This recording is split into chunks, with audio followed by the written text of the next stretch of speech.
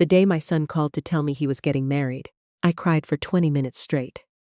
Happy tears, I told myself. Just happy tears. His name is Caleb, Caleb James Whitmore, and I raised that boy alone from the time he was 9 years old, after his father, Gerald, passed from a heart attack on a Tuesday morning in March, the kind of ordinary Tuesday where nothing should go wrong. Gerald had been eating his oatmeal. That's what Caleb told me when I got home from my shift at the hospital. Daddy was eating his oatmeal and then he fell. So yes, when Caleb called me from Chicago to say he'd found someone he loved, someone he wanted to spend his life with, I cried. I sat down right there on my kitchen floor in Raleigh, North Carolina, with the phone pressed so hard against my cheek it left a mark, and I let myself feel it. 23 years of raising that boy by myself, working double shifts as a records administrator, skipping dinners so he could go on school trips, ironing his shirts the night before his college interviews, all of it narrowing down to this one phone call. I want you to meet her, Mom, he said. Her name is Petra Lindqvist. You're going to love her. I believed him. That was my first mistake, not the belief itself, but the way I let it swallow every instinct I had in the months that followed. I flew to Chicago in February, 3 weeks after that phone call. Caleb picked me up from O'Hare in the same old gray Civic he'd driven since graduate school, and on the way to the restaurant where we were meeting Petra for the first time, he talked about her in the way young men talk about women they're utterly gone over. She was a graphic designer. She had a dog named Biscuit. She made her own pasta from scratch on Sundays. She grew up in Minneapolis. Her parents were both professors. I listened and I smiled, and I watched the Chicago skyline come into view through the window, and I thought, Lord, just let her be kind to him. Petra was beautiful. I won't pretend otherwise. She had that kind of effortless prettiness. Pale, blonde hair, cheekbones that photographers dream about. A smile that arrived just a half second after everyone else's, like she'd calculated exactly when to deploy it. She stood up when Caleb and I walked into the restaurant, and she extended her hand to me and said, Mrs. Whitmore, I've heard so much about you. Not I've been looking forward to meeting you. Not Caleb talks about you all the time. Just, I've heard so much about you. Neutral. Measured. I shook her hand and smiled and said, Please, call me Dorothea. She never did. For the entire 18 months I knew her before the wedding, she called me Mrs. Whitmore exactly 4 times and avoided calling me anything at all the rest of the time. I noticed. I told myself it didn't matter. Over dinner, Petra talked mostly to Caleb. That's the honest truth of it. She wasn't rude. She answered my questions. She laughed at the right moments. She ordered the salmon and ate it very neatly. But there was a wall. I could feel it the way you feel a draft from a window that looks closed. You can't see the gap, but the cold finds you anyway. I flew back to Raleigh, and I called my sister Wanda, and I told her Petra seemed lovely. Because that's what you do. You protect your child's happiness by swallowing your own unease. The engagement was announced in April. A ring Caleb had picked out himself. Simple, elegant. A round solitaire that caught the light in every photo Petra posted. I commented hearts on all of them. I meant everyone. What I didn't expect was how quickly I would be made to feel like a guest at my own son's wedding. It started small. Petra had a vision for the wedding. Destination micro-wedding, 40 guests, a venue in the Wisconsin Dells, September, very curated, very them. I understood that. I respected that. What I didn't understand was why. Every time Caleb mentioned wanting to include me in some part of the planning, Petra's voice would shift. Not loudly. She never raised her voice.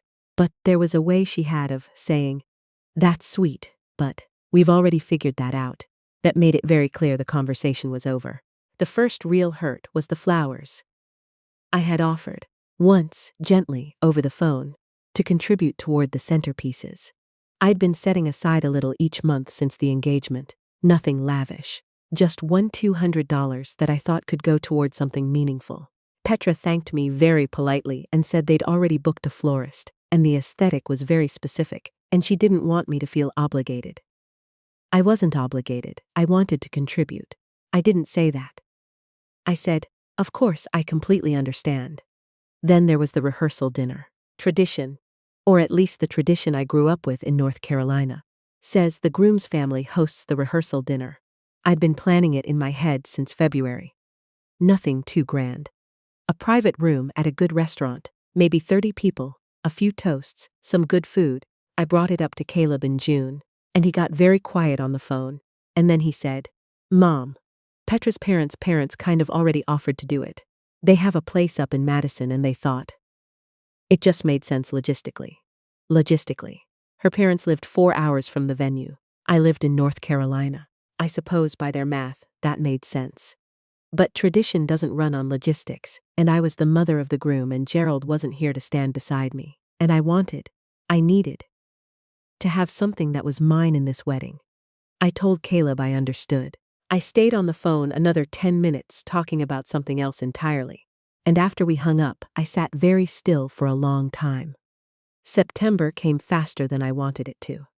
I drove up to Wisconsin on a Thursday, 2 days before the wedding. The venue was genuinely beautiful. A renovated barn on a property that backed up to a lake, white string lights everywhere, wooden chairs with greenery tied to the ends of the rows. I could see what Petra had envisioned. It was her taste, from the linen tablecloths to the hand-lettered signage. I just wasn't part of it. The rehearsal dinner was lovely. Her parents, Professor Marcus Lindqvist and Dr. Ann Lindqvist, were gracious people. Marcus made a long, warm toast about Petra and Caleb's first date. Anne had apparently been keeping notes. They'd decorated the back porch of their rented lake house with photographs. All of Petra and Caleb together, from their first trip to Portugal, their anniversary in New Orleans, the day they got biscuit. Not a single photograph of Caleb with me. I smiled through all of it. I sat at the table they'd placed me at. Not the main family table, I noticed, but a side table near the windows with 2 of Caleb's college friends and a cousin I barely knew. And I told myself it was a seating arrangement, not a statement. I ate the food. I clinked my glass during the toasts. I found Caleb afterward and hugged him and told him he looked happy. He did look happy. That was real. The morning of the wedding, I went to have my hair done. At a salon in town, alone, because Petra's getting ready photos were being taken at the venue with her bridesmaids. And I hadn't been invited. Not excluded explicitly. Just not included. There's a difference, and there isn't, and I've spent a long time trying to figure out which it was. I wore a deep blue dress, long, with pearl earrings that had belonged to my mother. I thought I looked nice. When I arrived at the venue, one of Petra's cousins, a young woman named Chelsea who was working as a day of coordinator, handed me a program and showed me to my seat. 3rd row. Left side. Not the front row. Not the aisle seat. 3rd row, between Caleb's Aunt Renata and a college friend of his I'd met once at a graduation. I sat down and I opened the program, and I looked at the page where the families were listed. The Lindqvist family. The Whitmore family. My name was spelled correctly. That felt like enough to be grateful for, and I hated that I thought that. During the reception, the seating was arranged family style at long tables. The head table was for the wedding party. The Lindqvists sat at the first long table, near the dance floor. I was at the second table, closer to the bar and the door to the kitchen. Not the worst seat in the room, but not where the mother of the groom should have been. Not when the bride's parents were 6 feet away from their daughter all evening. Caleb danced with me. That was the one thing Petra hadn't managed to redesign. The mother-son dance was My Wish, by Rascal Flatts, which had been Caleb's request. And when the opening note started and my son walked toward me with his hand extended, I completely fell apart for about 4 seconds. Then I pulled myself together, because I wasn't going to let anyone see me cry at that wedding except from happiness. During dinner, one of the groomsmen, a man named Felix who I'd never met before, leaned over and said, "Caleb told me you work in healthcare administration." And I said, "Yes, 31 years now." And he said, "That's incredible." The way people say incredible when they're not quite sure what to say. And that was most of my conversation that evening. I had brought a gift. Of course I had brought a gift. 6 weeks before the wedding, I had made a decision. A big one. I'd been thinking about it since the engagement, turning it over, talking to Wanda about it, losing sleep over it, and I had decided I was going to give Caleb and Petra the best possible start. Not because I felt I owed it, not because I was trying to buy my way into affection. but because Gerald would have wanted it, because I had the means to do it, because being a mother, in my understanding of the word, sometimes means giving even when the giving isn't asked for and isn't deserved. I owned a property, a 2-bedroom house in Durham, that I'd purchased as a rental in 2009, during the recession. When prices were low and my brother-in-law had convinced me it was the smartest investment I'd ever make. He was right. Over 15 years, that house had appreciated to roughly $385,000. I'd had it appraised in July. I'd spoken to my attorney, a woman named Claudette Ossie, about the paperwork, and I had decided to transfer the deed, to put that house in Caleb and Petra's names as a wedding gift. Not the check, not a savings bond. The house itself, the actual deed. Claudette had drawn up the documents. I had signed what needed to be signed, and I had put the deed transfer paperwork, 3 pages, official, notarized, into a plain white envelope, sealed it, and written, Caleb and Petra, with all my love on the front in my best handwriting. I wrapped it simply, not in a gift bag with tissue paper, just the envelope, tucked inside a plain white card that said, in my handwriting, "This gift is not a thing, it is a future. I love you both." At the gift table, it looked out of place. There were large boxes wrapped in silver and white, ribbons, bags from Crate and Barrel and Williams-Sonoma. My small white envelope sat propped against a rustic wooden sign that said cards and gifts, and it looked exactly like what it was, a plain envelope. Nothing flashy, nothing that announced itself. I saw Petra notice it during the reception. She was making her rounds of the gift table, with her friend and maid of honor, a woman named Brooke, touching ribbons, reading cards, doing that thing brides do where they survey the hall without fully surveying it. I watched her pick up my envelope, turn it over, set it back down. Her expression didn't change. She moved on to the next gift. I told myself she'd understand when she opened it. The next morning, Sunday, checkout day, I was loading my car in the parking lot of the inn where I'd stayed. An old converted Victorian about 8 minutes from the venue. The wedding coordinator, Chelsea, was loading a van with leftover decorations and gift bags when I arrived to say goodbye to Caleb, who was helping break down. I hugged my son for a long time. I told him I loved him. He said, "Thanks for coming all this way, Mom," as if I'd traveled from another country to attend an acquaintance's party. "Thanks for coming." I let it go. I got in my car. I was 12 miles down the highway when Caleb called me. "Mom." His voice had a quality I hadn't heard in years. Tight, careful, like he was holding something fragile and didn't want to drop it. "Did you put a gift on the table last night? A white envelope?" "Of course I did," I said. "Did you find it?" Silence. Then, Chelsea found an envelope in the trash. When she was cleaning up this morning, I kept both hands on the wheel. I watched the highway. I said, very quietly, "What did you say?" "She found your envelope in the trash bag. She recognized your handwriting. She'd seen it when you helped label the favor boxes." A pause. "Mom, did you know what was in that envelope?" I said, "Caleb, that envelope had the deed transfer for the Durham house. Your father's investment. It's in both your names now. It's worth nearly $400,000. The silence that followed was the longest 12 seconds of my life. "I have to call you back," he said. I pulled off at the next exit, a gas station with a diner attached, the kind of place that has laminated menus and bottomless coffee. I went inside and I ordered a cup of coffee, and I sat at a table by the window and I watched the cars on the ramp, and I tried to understand how a person throws away a plain envelope without asking what's inside it. I thought about the gift table. I thought about Petra turning it over and setting it back down. I thought about all the silver-wrapped boxes from the registry. I understood then. She had thrown it away because it looked like nothing, because it didn't have a bow, because it came from a discount card shop, because it didn't match the aesthetic of the table.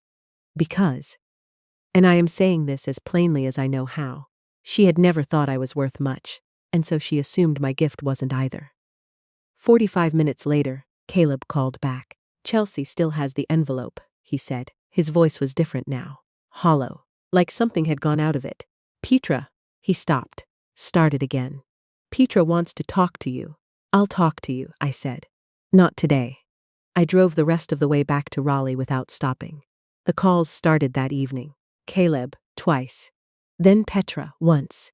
She left a voicemail, her voice lower than usual, very controlled, saying she thought there might have been a misunderstanding and she'd love to clear the air whenever I was ready. No apology in the voicemail, just misunderstanding. Like it was a scheduling conflict. Like I'd sent the wrong calendar invite. I didn't call back that night. I called Wanda instead, and I told her everything, and she was quiet for a long time, and then she said, "Dorothy, what do you want to do?" What did I want to do? That question lived in me for 3 days. I went to work. I made my coffee. I fed my cat, a gray tabby named Franklin, that Gerald had given me as a birthday gift the year before he died, and whose presence in my house I consider one of the small dignities of my life. I watered my plants. I drove to church on Sunday and I sat in my pew and I let the music do what it needed to do. On Monday morning, I called Claudette. The paperwork was never accepted, she told me. You signed the transfer, but for it to go through, they need to sign too. File it with the county. None of that happened. Legally, that house is still yours. I said, good. Claudette paused. Then she said, what would you like to do with it? I told her I'd let her know. That week, Caleb drove down from Chicago. He sat at my kitchen table. The same table where I used to pack his school lunches, where he did homework every night for 12 years, where Gerald had his last real birthday dinner. And he looked at me, with his father's eyes, and he said, Mom, I'm sorry. I didn't know. I swear I didn't know. I believed him. That at least, I still had. The knowledge that my son hadn't known. He'd trusted his wife to handle the gifts. She hadn't told him about the plain white envelope. She'd just made a decision. Did she apologize? I asked him. He looked at the table. She said she feels terrible. That's not an apology, Caleb. He looked up. I know. We sat there for a while. Franklin jumped up on the table between us and Caleb, pet him, and I watched my son struggle with the thing that every child of a divorce or a widow eventually has to reckon with. The woman he'd chosen and the mother he came from, and what it meant to love them both when they couldn't seem to find each other. I'm not asking you to choose, I told him. I never would. But I need you to understand what was in that envelope. That house. Your father bought that land. That was our first real investment. I've been tending it for 15 years. I was going to give it to you. Both of you. I know, he said again. His voice broke a little on the second word. And she threw it away without opening it. He didn't answer that. He didn't have an answer for it. Some things don't have answers. They just have weight, and you carry them differently depending on who you are. Petra called me herself 2 weeks after the wedding. Not a voicemail this time. She waited until I picked up. I heard her take a breath, and then she said, Dorothea, Mrs. Whitmore, I owe you an apology. A real one. What I did was inexcusable, and I've been trying to figure out how to say that to you, and I think there's no good way to say it, so I'll just say it. I'm sorry. I'm genuinely sorry. I listened to the whole thing. She talked for about 4 minutes. She said she'd assumed the envelope was a card, just a card, and she'd set it aside, and then she didn't finish that sentence. She said she knew it didn't excuse anything. She said she understood if I needed time. When she finished, I said, Thank you for calling, Petra, she said. I meant it. I said, I believe you. And then I said, but I also need you to understand something. What hurt me most wasn't the envelope. What hurt me was that I felt like a guest at my son's wedding, a courtesy guest, and that started long before the reception. So there's more here than one moment, and I need you to sit with that. She was quiet. Then she said, I hear you. I said, good. That's a start. We didn't have a warm conversation after that, but it was honest. That was new. A month later, I met with Claudette again. I had made my decision about the Durham house. I wasn't going to transfer it to Caleb and Petra. Not yet. Maybe not ever. I hadn't decided that part. But what I was going to do was put it into a trust. Gerald's trust, I called it in my head, though officially it was the Whitmore family trust. I named Caleb as the beneficiary. Just Caleb, with terms attached. Terms that Claudette drew up carefully, that protected the asset while also leaving a door open. I also did something else. Something I hadn't planned until I was sitting in Claudette's office, and she asked if there was anything else I wanted to include. I said yes, I wanted to establish a scholarship. A small one, through the Community Foundation in Durham, in Gerald's name, for first-generation college students from single-parent households $5,000 a year, renewable, funded from the rental income of the Durham property. Claudette looked at me over her glasses and said, "That's a beautiful thing to do." I said, "My husband would have liked it. He would have." Gerald had been the first person in his family to graduate from college. He worked 2 jobs to get there. He knew what that road looked like, and he never forgot. Caleb and Petra are still married. It's been 8 months now. Things are different. Not warm, not exactly, but different. Petra sends me a text on my birthday. She asked my opinion about paint colors when they were redecorating their apartment, and I gave her an honest answer, and she thanked me. Progress, maybe. The kind that comes in small packages and doesn't announce itself. Caleb calls more. He calls on Sundays now, without me asking. Sometimes for 20 minutes, sometimes longer. Last month he told me about a promotion at work, and I could hear how much he wanted me to be proud of him, and I told him I was, and I meant every word. The Durham house is rented to a young couple, 2 teachers, Marcus and Delphine, who keep the lawn beautifully and pay on time, and once left a Christmas card in my mailbox even though they'd never met me. Gerald would have gotten a kick out of that. I think about the plain white envelope sometimes. I think about what it must have looked like on that table, surrounded by silver boxes and printed tags and curling ribbon. I think about how easy it is to assign worth to something based on how it presents itself. How we all do it. Glance at the packaging and make our decisions before we've looked inside. Gerald used to say, "The most important things in life rarely come wrapped." He said that about me, actually, the first time he brought me home to his mother. His mother had been hoping for someone else, someone from their church, someone she already knew, and Gerald stood in her kitchen and said, very quietly, "Mama, the most important things in life rarely come wrapped." And his mother had looked at me for a long moment, and then she'd smiled and said, "Well, come in then." She became one of the great loves of my life. I still have the quilt she made me. I don't know what Petra and I will become. I genuinely don't. I hope for something real. I hope she knows that the door on my end hasn't been locked. Only waited. Only waiting for something worth opening it for. What I do know is this. I raised my son, alone, with nothing but love and a stubborn insistence that he would know his own worth. And whatever else happens in this life, I did that right. I see it in the way he called me on a Sunday in October. Just to talk, just to hear my voice, with no occasion and no reason and no agenda. That's not nothing. In fact, it might be everything. And if there's a lesson somewhere in all of this, in the envelope, in the table, in the years of small exclusions, and the moment it all came to a head, I think it's this. Don't let anyone determine your value by how you're packaged. Not at a wedding gift table. Not anywhere. I learned that from Gerald. And someday, if I'm lucky, Petra Lindquist Whitmore might learn it too.